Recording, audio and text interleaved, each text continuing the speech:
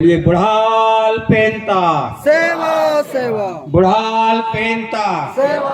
दिनांक 14 सितंबर 2022 को जामगांव में गोंडवाना समाज के पास 1985 के पहले कोई लिखित साहित्य हमारे पास नहीं थी। गोंडवाना के इस किताब के प्रथम पृष्ठ में जो गोंडवाना का राज चिन्ह छपा है उसमें और लिखा हुआ है कि यह गोंडवाना का राज चिन्ह है और गोंडवाना का राज चिन्ह कहाँ लगाया जाता है उनका नाम उस किताब में नहीं दिया गया है। वो दो सगे भाई थे। इतना जरूर लिखा है कि वो प्रधान गोंड थे, जो प्रधान लोग गोंड जनजाति के विरदावली गाया करते थे। विरदावली मतलब गोंडों के जो गोत्रवली है, उनके टोटम है, उनके राजा है, उनकी रानियां हैं, इसको वो चिकारा धर धर कैसे बजा बजा गए। फलाना गांव के राजा ओकर रानी एरी से, ओकर राजा एरी से, ओकर ये लड़का री से, लड़की री से, यहाँ युद्ध करिस वहाँ युद्ध करिस शेर में। और आपको प्रशिक्षण दे रहे हैं हमारे तिरुमल BL कुराम जी के। एक बार इनके लिए स्वागत के लिए एक बार जोरदार ताली के साथ गड़गड़ाहट के साथ स्वागत और अभिनंदन करें।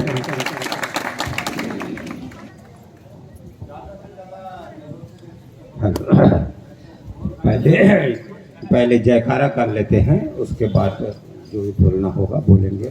बोलिए बुढ़ाल पेंता सेवा सेवा बुढ़ाल पेंता सेवा सेवा लटियारिन दाइना सेवा सेवा लटियारिन दाइना सेवा सेवा परशा पेंता सेवा सेवा परशा पेंता सेवा सेवा पेन गढ़वाना सेवा सेवा पेन गढ़वाना सेवा सेवा सल्ले गागराना सेवा सेवा सल्ले गागराना सेवा सेवा सज्जोर पेनना सेवा सेवा सज्जोर पेनना सेवा सेवा फाड़ा पेनना सेवा सेवा फाड़ा पेनना सेवा सेवा अब्बो बाबालना सेवा सेवा अब्बो बाबालना सेवा सेवा।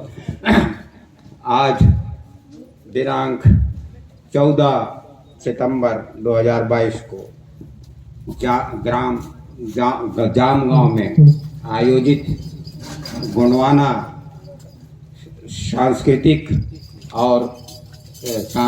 और क्या न्यायिक संवैधानिक गोंडवाना एक दिवसीय पुणे में संवैधानिक शिविर, ज्ञान शिविर और सांस्कृतिक एवं संवैधानिक ज्ञान शिविर। सांस्कृतिक मुद्दों पर भी चर्चा होगी और संवैधानिक मुद्दों पर भी चर्चा होगी। आज के इस कार्यक्रम के हमारे अध्यक्ष आदरणीय विष्णु मंडावी जी, मुख्य अतिथि के रूप में उपस्थित आदरणीय श्रीमती सुशीला ध्रुवे जी, मेरे साथ आए हुए विशेष अतिथि श्री कृष्णा नेताम जी, मंच में बैठे हुए आदरणीय मंडावी जी और अनेक लोग तथा हमारे साथ उपस्थित समस्त मातृशक्तियाँ, पितृशक्तियाँ एवं लयालय और गण सभी को मेरे ओर से बहुत बहुत आप लोगों को धन्यवाद। काफ़ी कल का कार्यक्रम हम लोग इधर ग्रामीण क्षेत्र में गए थे, उधर कोई देव स्थल, उधर से लौटने में हम लोगों को काफ़ी देर हो गई, उसके लिए हम क्षमा चाहेंगे। काफ़ी विलम्ब से कार्यक्रम शुरू हुआ है। इतने ये जो क्या तहसील क्या पड़ता है, कांकेर पड़ता है, क्या पड़ता है, नरहरपुर तहसील पड़ता है और जिला कांकेर पड़ेगा, ऐसा है ना। और ब्लॉक क्या पड़ेगा, ये ब्लॉक भी नरहरपुर ब्लॉक है। और ये जामगांव ग्राम पंचायत है। ग्राम पंचायत जामगांव के समस्त निवासियों को मेरी ओर से अनेक शुभकामनाएं कि आप लोगों ने हम लोगों को यहाँ आमंत्रित करके दो शब्द बोलने का अवसर दिया है। जैसा कि आप जानते हैं, गोंडवाना समाज के पास 1985 के पहले कोई लिखित साहित्य हमारे पास नहीं थी। 1985 के बाद या थोड़ा थोड़ा शुरुआत 1982 से हो गया था। 82 के पहले इधर हमारे जो कला जो भी हमारे कार्यकर्ता थे या सामाजिक कार्यकर्ता था, उनके हाथों में किताबें नहीं हुआ करती थी जो गोंडवाना संस्कृति या गोंडवाना साहित्य को बता सके। 1985 के बाद जो हमारे नागपुर के स्वर्गीय श्री मोतीराम कंगाली जी, उन्होंने इसमें जबरदस्त योगदान दिया और उनके योगदान के कारण अनेकों लेखक, इतिहासकार और साहित्यकार पैदा हुए। उसके बाद हमारे हाथों में इतिहास की चीज़ें या कुछ सांस्कृतिक धरोहर की चीज़ें आनी शुरू हुई। हमारी जो मूल किताब है जिसमें हम गोंडवाना के संबंध में जानते हैं या जिसकी हमको थोड़ी बहुत जानकारी मिलती है, उस मूल किताब का नाम है द स्टोरी ऑफ गोंडवाना। क्या है उस मूल किताब का नाम? The story of Gondwana. वो किताब भी हमारे यहाँ के भारतवर्ष के लोगों ने नहीं लिखा है। उस किताब को अंग्रेज एक राइटर जो मतलब पादरी थे नागपुर में, उन्होंने पूरे देश का दौरा करने के बाद वो किताब लिखी है। उसी का नाम है स्टोरी ऑफ गोंडवाना, जो कि लगभग 1913 के आसपास प्रकाशित हुई थी। उस स्टोरी ऑफ गोंडवाना में की जो सबसे खास बात ये है, उसमें दो महत्वपूर्ण खास बातें आती हैं। एक महत्वपूर्ण बात ये आती है कि गोंडवाना ये कोयतुर समाज पूरे इस भारतवर्ष में जितने भी थे, राजा राजवाड़े थे। और विलय के समय में 240 या 242 या 252 के आसपास विलय हुआ, तो उन्होंने अपना राजपाट सब भारत शासन को सौंप दिया। उसके पूर्व छोटे बड़े जो भी जमींदार थे, मालगुजार थे, राजा थे, उन लोगों के शासनकाल में जब वो अपने महल, किले या आपके देवालय ये सब बनवाते थे, तो वो किला, वो महल या वो देवालय सुरक्षित रहे, इसलिए वो एक गोंडवाना का राज चिन्ह उस किले में, उस महल में, उस देवालय में जरूर कहीं पर बना दिया करते थे। और द स्टोरी ऑफ गोंडवाना ही वो पहली किताब जिसके प्रथम पन्ने पर गोंडवाना का राज चिन्ह, जिसको हम हाथी के ऊपर शेर चढ़ा हुआ जो चित्र हम देखते हैं, वो पहली तस्वीर, यूं कहिए पहली तस्वीर 1913 में प्रकाशित हुई डी चैटरटन द्वारा। और उस किताब के प्रथम पन्ने में ये लिखा गया है कि यह क्रेस्ट ऑफ गोंडवाना है। This is the crest of Gondwana. यह गोंडवाना का ताज है, यह गोंडवाना का मुकुट है, यह गोंडवाना का रॉयल एम्ब्लेम है, या यह गोंडवाना का राज चिन्ह है। इसके पूर्व किसी भी किताब में इस तरह का वर्णन हमको देखने को नहीं मिलता है। वैसे गोंडवाना के संबंध में अनेकों चर्चाएं होती हैं, लेकिन द स्टोरी ऑफ गोंडवाना के इस किताब के प्रथम पृष्ठ में जो गोंडवाना का राज चिन्ह छपा है, उसमें और लिखा हुआ है कि यह गोंडवाना का राज चिन्ह है। और गोंडवाना का राज चिन्ह कहाँ लगाया जाता था, वो सर्वविदित। जब किले बनते थे, जब महल बनते थे, देवालय बनते थे, या कोई बहुत बड़ा सांस्कृतिक धरोहर तैयार होता था, तो वो चीज आम जनता के द्वारा नष्ट ना किया जाए, इसलिए उस देवालय पर, उस किले पर या उस सांस्कृतिक सदन पर गोंडवाना का राज चिन्ह, हाथी के ओर चढ़े होकर शेर की सवारी वाला राज चिन्ह उसमें अंकित कर दिया जाता था। और वो इस बात का द्योतक था, वो इस बात का गवाह था कि कोई भी व्यक्ति इस दीवाल को अगर गिराएगा, इस दीवाल को जो छुएगा, इस दीवाल को जो नष्ट करेगा, उसके ऊपर राजद्रोह का मुकदमा चलाया जाएगा।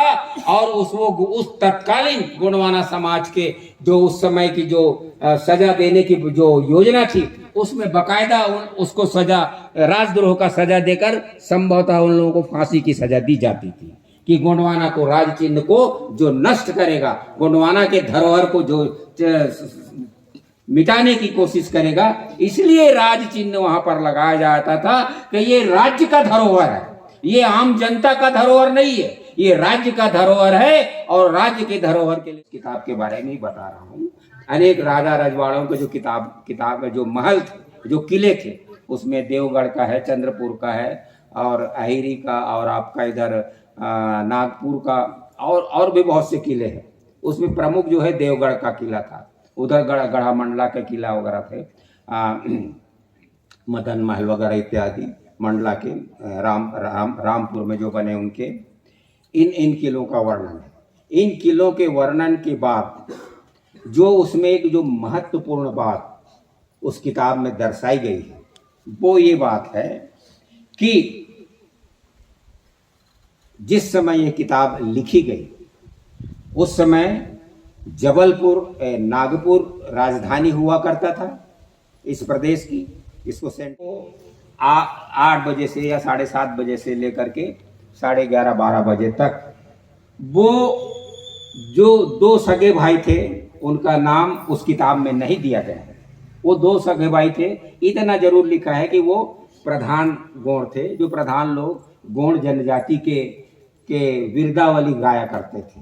विरदावली मतलब गोंडों के जो गोत्रवली है, उनके टोटम है, उनके राजा है, उनकी रानियां हैं, इसको वो चिकारा धर कैसे बजा गए, फलाना गांव के राजा ओकर रानी एरी से, ओकर राजा एरी से, ओकर ये लड़का री से, लड़की री से, यहाँ युद्ध करिस, वहाँ युद्ध करिस, ऐसे ढंग के वो गाना गाया। वो दोनों भाई रात को ऐसा मजमा लगा करके, और वो उनके पास गैस बत्ती नहीं हुआ करता था, तो एक मसाल टाइप का दोनों तरफ बांध देते थे मसाल, और मसाल के बीच में दोनों भाई बैठ करके उन लोग लिंगों की गाथा को गाते थे।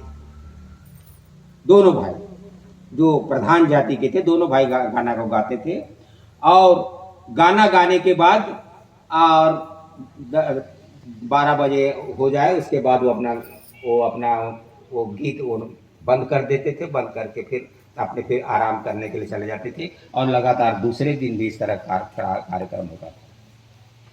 ये जानकारी लॉन्गफेलो महोदय ने विलियम कमिश्नर को दी।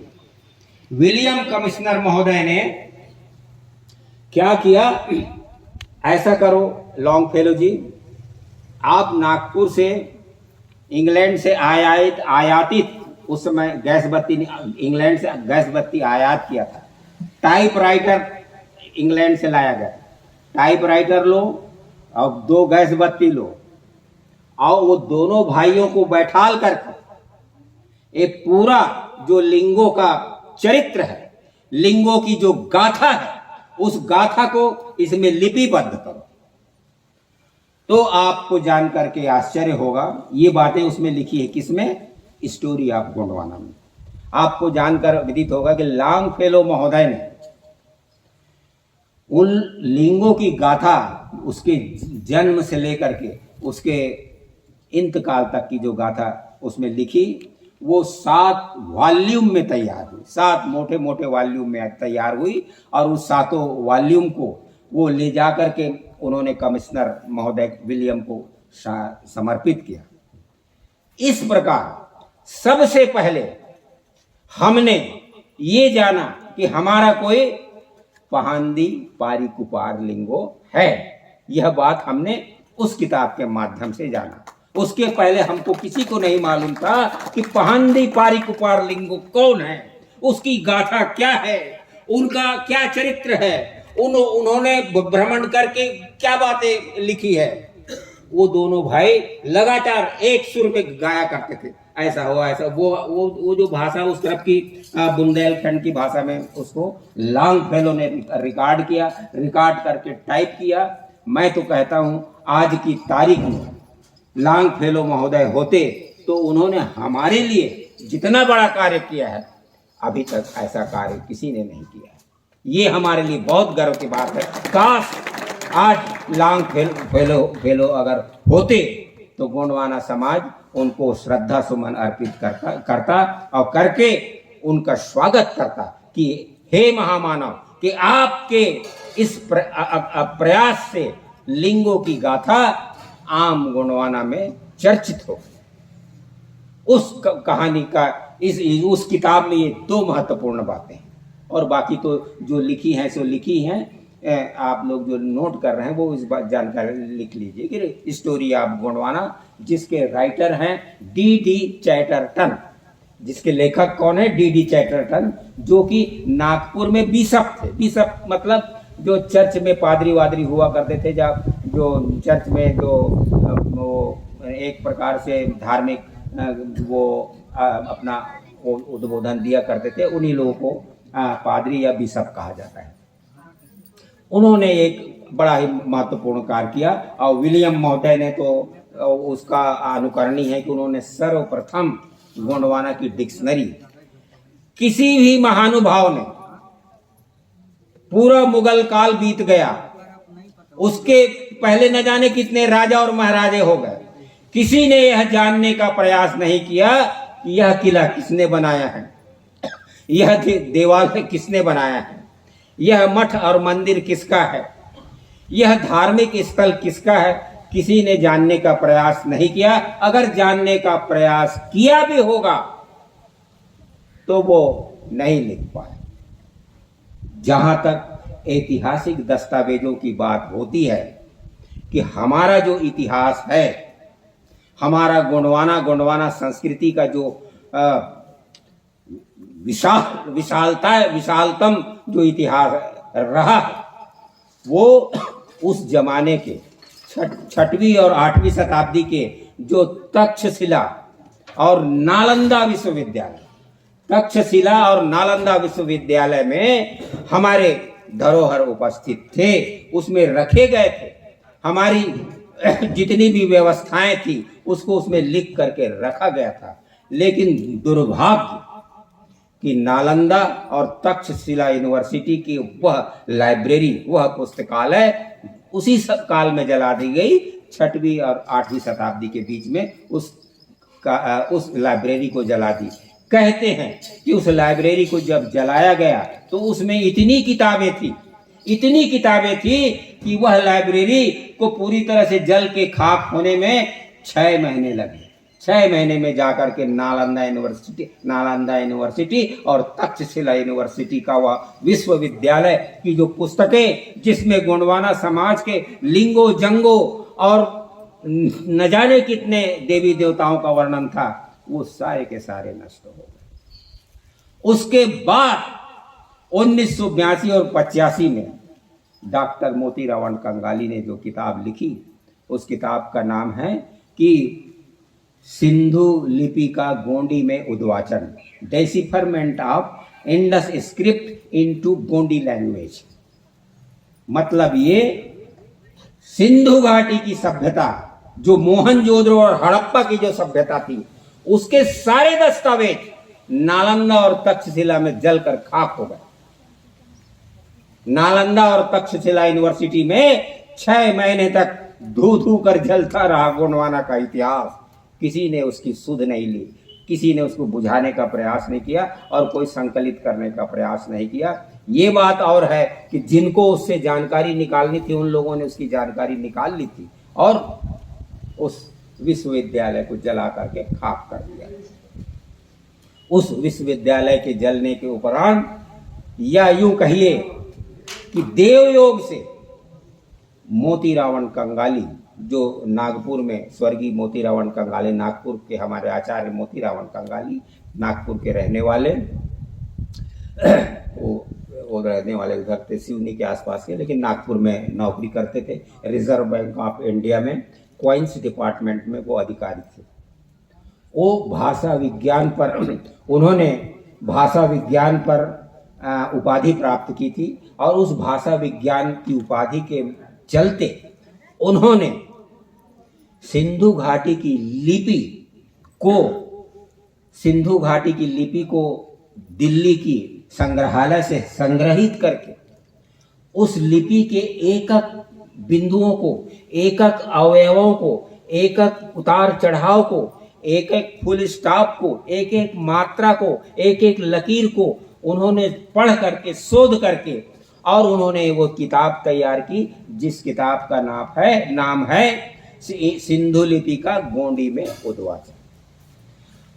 और उसी किताब के जरिए से केवल उसी किताब के जरिए से यह पता चलता है कि गोंडवाना संस्कृति विश्व संस्कृति की जननी है।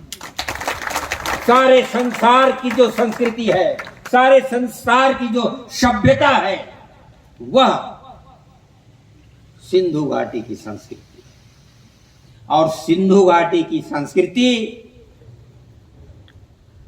को जब पढ़ा गया मोतीराम कंगाली के द्वारा, तो वो स्वयं जानकर चकित हो गए कि यह सिंधु घाटी से जो सील जो सिक्का मिला है, जो पत्थरों पर लिखा हुआ छोटे छोटे सिक्के मिले हैं, उन सिक्कों को जब स्वयं कंगाली जी ने पढ़ा तो वो भी चौंक गए कि यह सिंगमौरधारी, सिंगमौर मतलब इधर नास्थान तब बाजाते तो सिंह पहने रहते नहीं है, का बोलते हमन बोलो सिंगमौर का था, सिंगमौर पहना हुआ व्यक्ति बैठा हुआ है पत्थर के ऊपर, उसके बगल में शेर है, उसके बगल में हाथी है, उसके बगल में गेंडे की तस्वीर बनी है, और उसके ऊपर में नदी का बहाव जैसा बना हुआ है, उस पत्थर में बना हुआ नदी का बहाव बना हुआ है, और उस बहाव में नहा रहे कुछ लोग।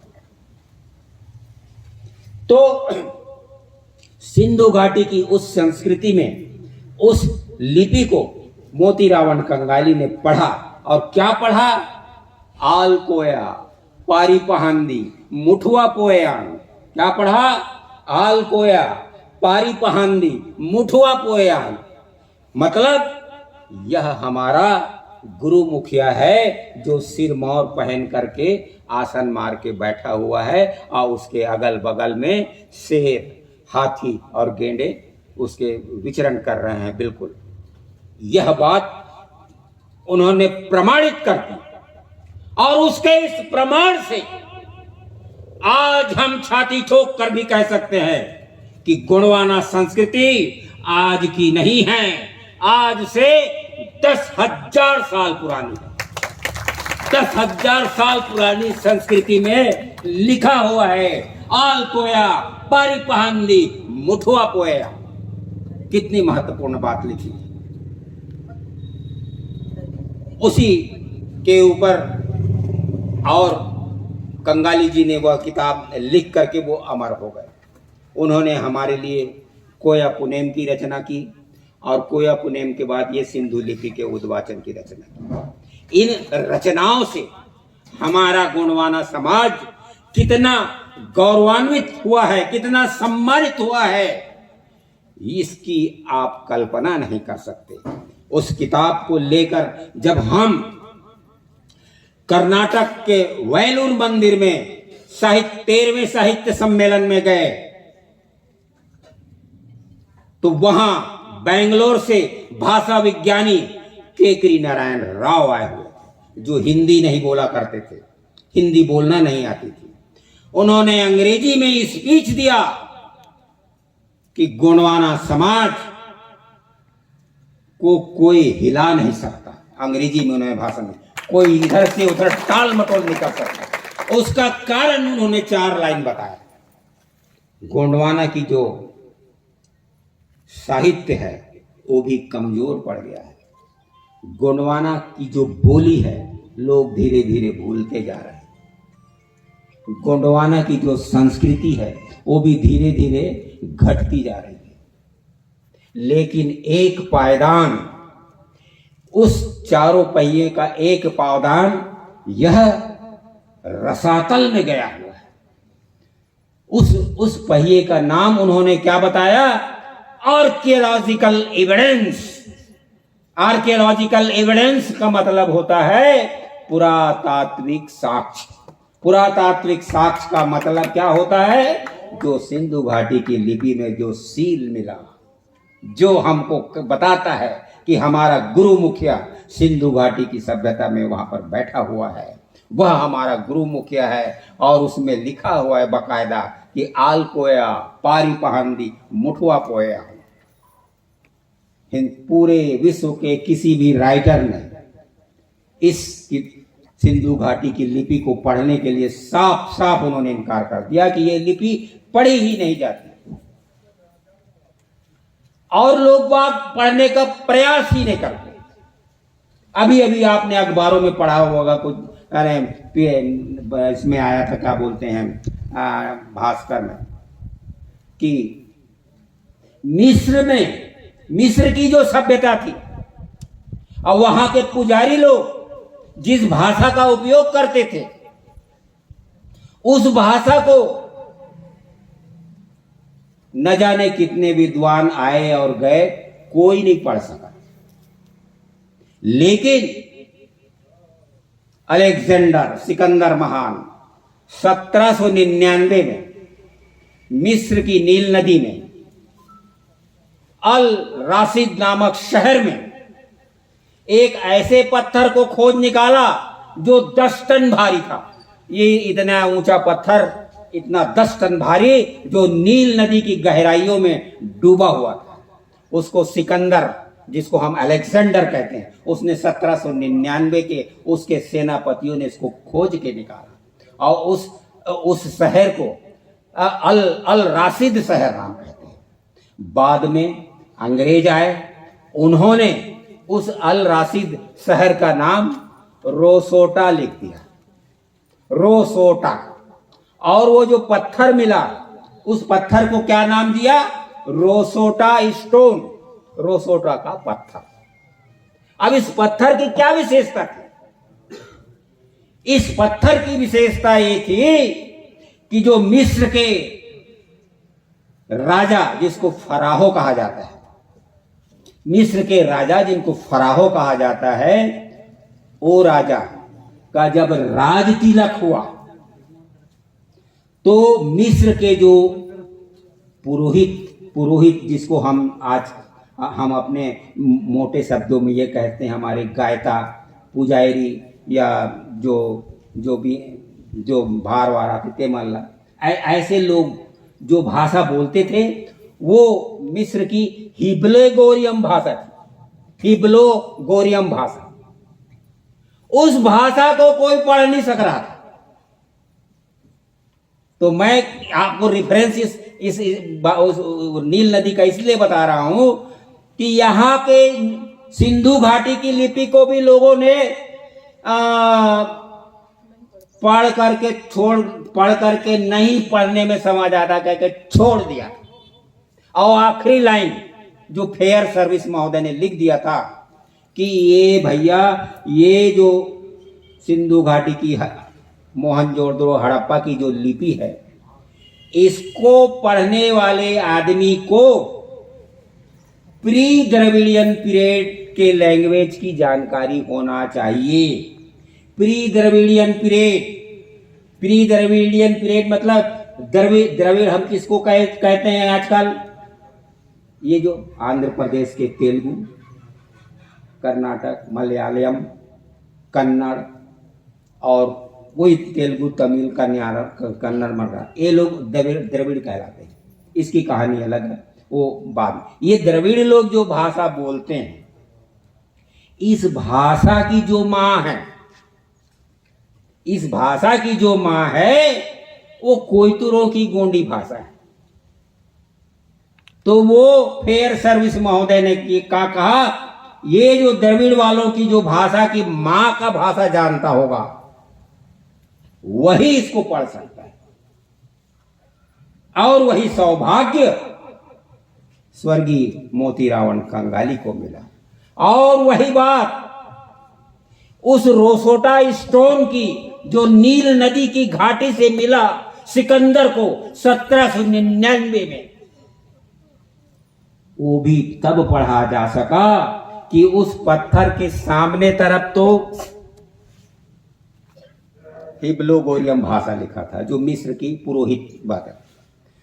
उसके एक तरफ जो है मिस्र में प्रचलित वर्तमान भाषा, जो मिस्र में, जैसे कि हमारे अभी हम इस पूरे भारतवर्ष में जहां हम गोंडी बोला करते थे, तो गोंडी समाप्त हुई, उसके बाद यहाँ पर दूसरी भाषा आई, कई तो भाषाएं आई, उसमें पाली भी है, खरोष्ट लिपियों में खरोष्टी लिपि है, अशोक का ताम्रपात्र खरोष्टी लिपि में, वो उसको भी कोई नहीं पढ़ सक रहा था। वो तो गनीमत हुआ कि औरंगजेब के उसके शासनकाल में एक अंग्रेज आया, उसने खरोष्ठी लिपि को पढ़ा, तब कहीं जा कर के ये पता लगा कि यहाँ अकबर नहीं अशोक सम्राट भी हुआ करता था। वो अलग विषय है। उस रोसोटा स्टोन के इस तरफ हिब्लोगोरियम लिपि और एक तरफ वर्तमान में, जैसे कि हम अभी याद में वर्तमान में जैसे कि इस क्षेत्र हम जैसे कि हम गोंडी बोलते, तब गोंडी से हिंदी में उतर गए, हिंदी से छत्तीसगढ़ी में उतर गए, तो एक तरफ छत्तीसगढ़ी लिखा है और एक तरफ संस्कृत लिखा हुआ। एक तरफ संस्कृत लिखा है, एक तरफ हिब्लोगोरियम लिखा है और एक तरफ छत्तीसगढ़ी में लिखा है।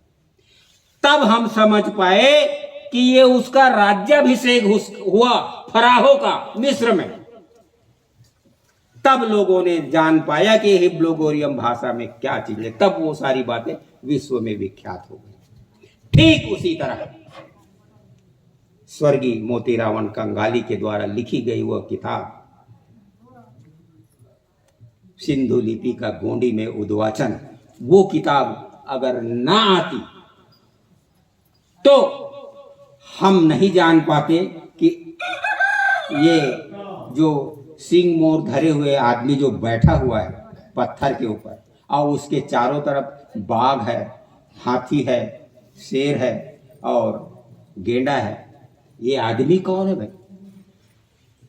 ये सिंह मोर कौन क्यों धरा हुआ है?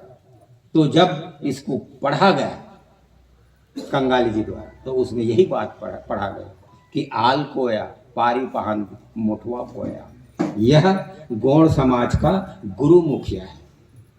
यह बात आज तक किसी ने 1985 के पहले किसी भी व्यक्ति ने पढ़कर जानने की कोशिश नहीं की, और जिन लोगों ने पढ़ा भी होगा तो वो प्रकाशित नहीं किया। प्रकाशित करने पर उनको ये भय ग्रसित हो जाते कि गोंडवाना संस्कृति आज की संस्कृति नहीं है, अति प्राचीन काल से चली आ रही संस्कृति है और उसका और छोर पता नहीं है। ये तो सिंधु घाटी के लिपि में जो दो इतिहासकार, जो पुरातत्व वेत्ता दयाराम सहानी और राखाल दास बनर्जी, ये दोनों बंगाली, ये लोग जा करके उस समय बंटवारा नहीं हुआ तो पाकिस्तान गए थे और जा करके हड़प्पा और मोहनजोदड़ो के सिल सिक्कों को इकट्ठा किए और इकट्ठा करके उसको छोड़ दिए, क्योंकि वो भी नहीं पढ़ सके, उनके भी दिमाग में नहीं समझ आया कि क्या लिखा है। ठीक उसी तरह जैसा मैंने आपको मिस्र के बारे में। तो बच्चों, मैं यही बात आप लोगों को बताना चाह रहा हूं कि हमारी गोंडवाना संस्कृति कितनी सम्मानजनक स्थिति में है, इसका आप अंदाजा नहीं लगा सकते। इसीलिए वो कहा गया है क्या कि गोंडवाना संस्कृति ही विश्व संस्कृति की जननी है। धन्यवाद। मैं इतना कहता हूं।